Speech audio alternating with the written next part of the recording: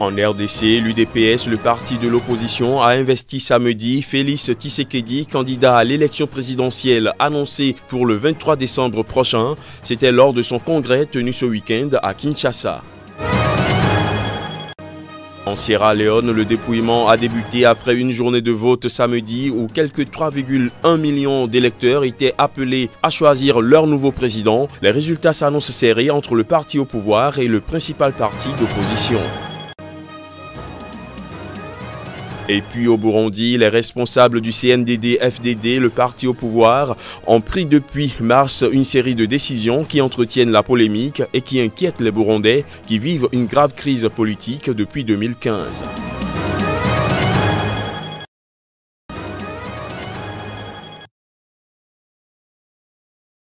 Dans la capitale Freetown, plusieurs bureaux de vote ouverts samedi à 7h GMT ont fermé comme prévu à 17h et le dépouillement a immédiatement commencé en présence d'observateurs nationaux et internationaux et de représentants des deux partis concurrents. C'était à l'issue d'une journée de vote où le scrutin s'est déroulé dans le calme et sans incident majeur. Cependant, des électeurs ont contesté la présence de nombreux militaires et policiers armés aux abords des bureaux de vote lors d'échanges tendus avec les forces de l'ordre. Ils étaient quelques 3,1 millions d'électeurs sierra-léonais convoqués aux urnes samedi pour choisir leur nouveau président dans le cadre d'un second tour très indécis entre le dauphin du président sortant, Samura Kamara, et le candidat du principal parti d'opposition, Julius Maada Bio, arrivé de peu en tête au premier tour. Les résultats qui sont attendus en début de semaine prochaine s'annoncent serrés entre les deux candidats. Selon plusieurs analystes politiques, la victoire pourrait se jouer à Freetown, la capitale, et dans le district diamantifère de Kono, dans l'est du pays, traditionnellement considéré comme un swing state.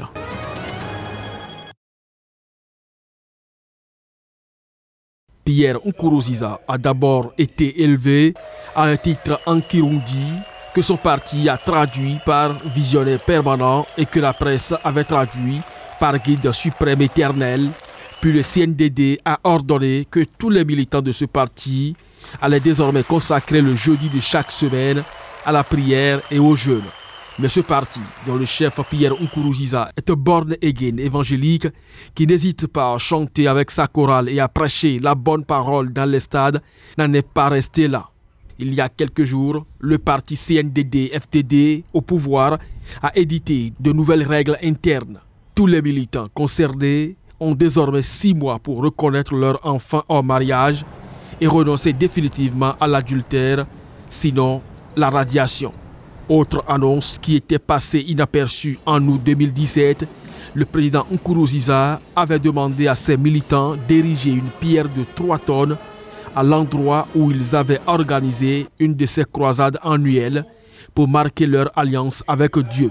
Son parti vient de décider qu'ils iront en pèlerinage sur cette colline de Gitega au centre du pays, désormais un lieu de culte et de prière pour eux chaque année pendant 3 jours pour rendre grâce à Dieu. Le CNDD-FDD devient comme une secte, Nkurunziza devient comme un gourou en devenant son guide suprême éternel. Avec des prières, des lieux de pèlerinage, ce sont des choses extrêmement graves.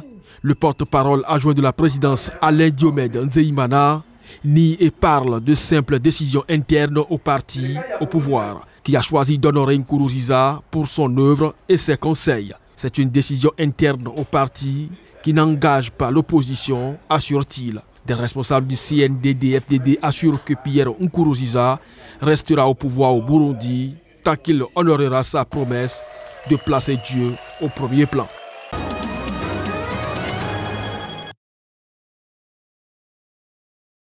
Félix Tshisekedi a donc été élu dans la nuit de vendredi à samedi président de l'UDPS, le principal parti d'opposition en République démocratique du Congo, dont les militants étaient réunis à Kinshasa, au siège du parti.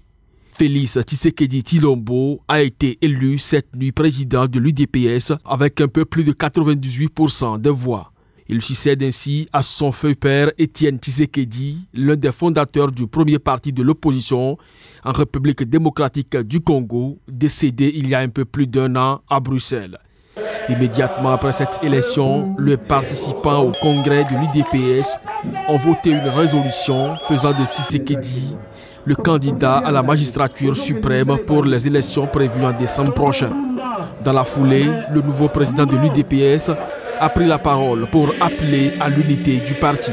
Il a également appelé les membres de ce parti emblématique au sens du pardon. Cette élection, ce plébiscite du fils d'Étienne Tshisekedi, intervient au moment où le nom du parti est au centre d'une controverse, car plusieurs groupes se le disputent.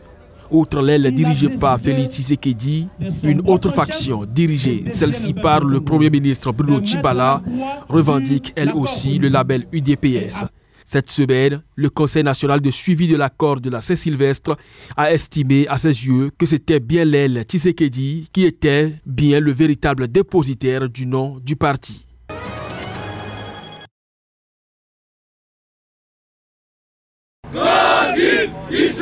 Halte à la barbarie et à l'injustice. C'est par ces mots que ces dizaines de Turcs ont investi la devanture du consulat d'Israël à Istanbul. Une mobilisation pour décrier et condamner les récentes exactions survenues au niveau de la bande de Gaza.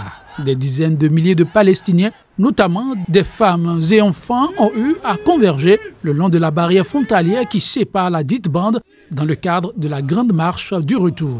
Une marche devant exiger le droit au retour des réfugiés palestiniens et dénoncer le strict blocus de Gaza. Un petit nombre d'entre eux s'étaient approchés à quelques centaines de mètres de la barrière ultra sécurisée régulièrement le théâtre de heurts sanglants entre habitants de l'enclave et soldats. Et c'est à ce niveau justement que les soldats ont répliqué en tirant à balles réelles et en faisant usage de gaz lacrymogène. 16 Palestiniens, rapporte le ministère de la Santé dans la bande de Gaza, ont été tués par les forces israéliennes et plus de 1400 blessés, dont 758 par des balles réelles. Les autres ont été blessés par des balles en caoutchouc et du gaz lacrymogène.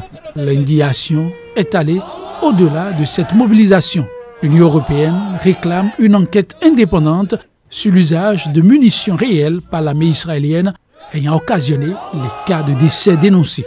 Il s'est agi de la journée la plus sanglante depuis la guerre de 2014 à Gaza.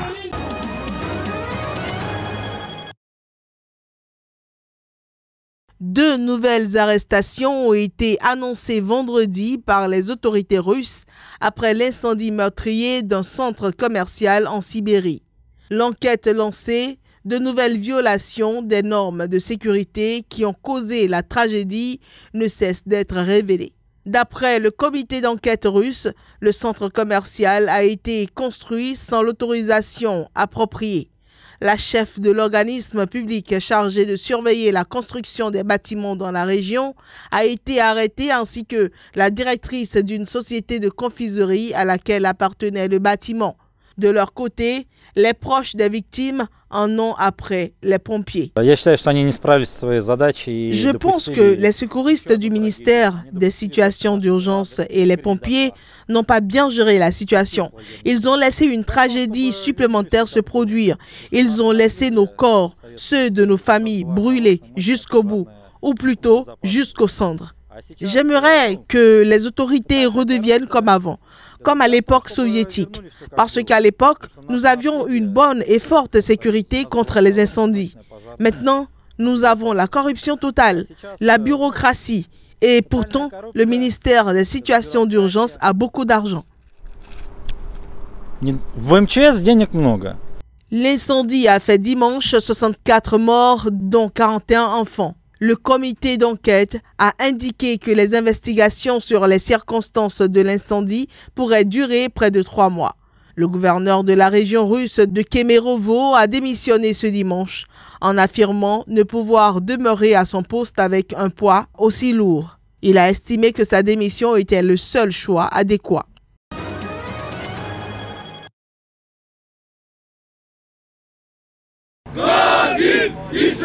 Halte à la barbarie et à l'injustice. C'est par ces mots que ces dizaines de Turcs ont investi la devanture du consulat d'Israël à Istanbul. Une mobilisation pour décrier et condamner les récentes exactions survenues au niveau de la bande de Gaza. Des dizaines de milliers de Palestiniens, notamment des femmes et enfants, ont eu à converger le long de la barrière frontalière qui sépare la dite bande dans le cadre de la grande marche du retour. Une marche devant exiger le droit au retour des réfugiés palestiniens et dénoncer le strict blocus de Gaza. Un petit nombre d'entre eux s'étaient approchés à quelques centaines de mètres de la barrière ultra sécurisée régulièrement le théâtre de heurts sanglants entre habitants de l'enclave et soldats. Et c'est à ce niveau justement que les soldats ont répliqué en tirant à balles réelles et en faisant usage de gaz lacrymogène. 16 Palestiniens, rapporte le ministère de la Santé dans la bande de Gaza, ont été tués par les forces israéliennes et plus de 1400 blessés, dont 758 par des balles réelles. Les autres ont été blessés par des balles en caoutchouc et du gaz lacrymogène. L'indignation est allée au-delà de cette mobilisation. L'Union européenne réclame une enquête indépendante sur l'usage de munitions réelles par l'armée israélienne ayant occasionné les cas de décès dénoncés. Il s'est agi de la journée la plus sanglante depuis la guerre de 2014 à Gaza.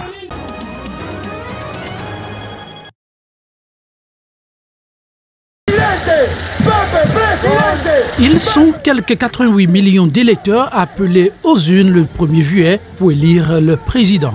Un scrutin qui pourrait marquer la fin d'un régime, celui du PRI, Parti révolutionnaire institutionnel, au pouvoir. La cote de popularité d'Enrique Peña Nieto étant au plus bas dans les sondages. Fait figure de favori Andrés Manuel López Obrador. Surnommé par ses initiales AMLO, il est crédité de 33 à 42% des intentions de vote. À la tête du mouvement de régénération nationale Morena, le leader de la gauche se présente pour la 3e fois à une présidentielle. À 64 ans, celui qui fut maire de Mexico de 2000 à 2005 fustige le système corrompu du PRI maintenu par le PAM, l'alternance politique du parti Action nationale. Adulé par ses partisans, tassé de populisme par ses détracteurs, le tribun a lissé son image d'opposant radical. Il prône désormais le pardon et tend la main à ses anciens adversaires issus de tous les grands partis. L'écart se creuse entre celui qui se pose désormais en candidat du changement et ses deux adversaires directs, Ricardo et Nania, accrédités de 19 à 23% des intentions de vote pour le PAM, et José Antonio Meade de 16 à 24% pour le compte du PRI. Le scrutin du 1er juillet sera consacré non seulement à l'élection présidentielle, mais également à celle de 500 députés, 128 sénateurs et 8 gouverneurs. Il mettra en outre en jeu près de 2800 mandats locaux, dont celui du maire de Mexico.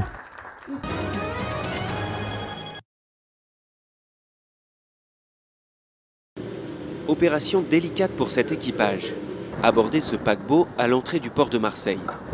Le but, remplacer le commandant le temps de faire accoster le navire.